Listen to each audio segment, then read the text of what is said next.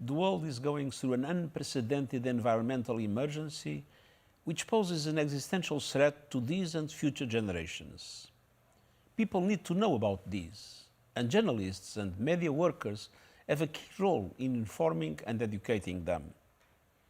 Local, national, and global media outlets can highlight stories about the climate crisis, biodiversity loss, and environmental injustice. Through their work, people come to understand the plight of our planet and are mobilized and empowered to take action for change.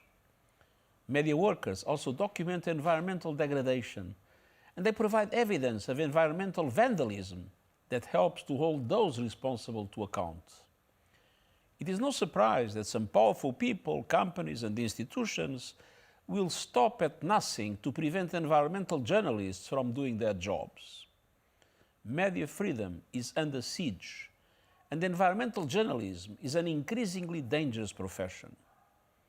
Dozens of journalists covering illegal mining, logging, poaching, and other environmental issues have been killed in recent decades. In the vast majority of cases, no one has been held to account. UNESCO reports that in the past 15 years, there have been some 750 attacks on journalists and news outlets reporting on environmental issues, and the frequency of such attacks is rising. Legal processes are also misused to censor, silence, detain, and harass environmental reporters, while a new era of climate disinformation focuses on undermining proven solutions, including renewable energy.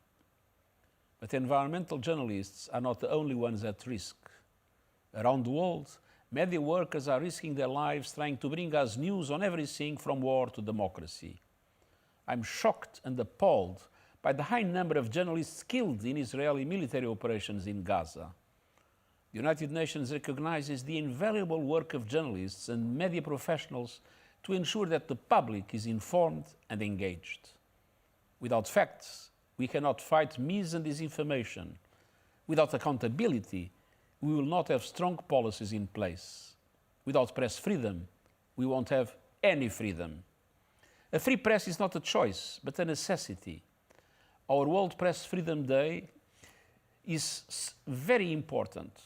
And so I call on governments, the private sector, and civil society to join us in reaffirming our commitment to safeguarding press freedom and the rights of journalists and media professionals around the world.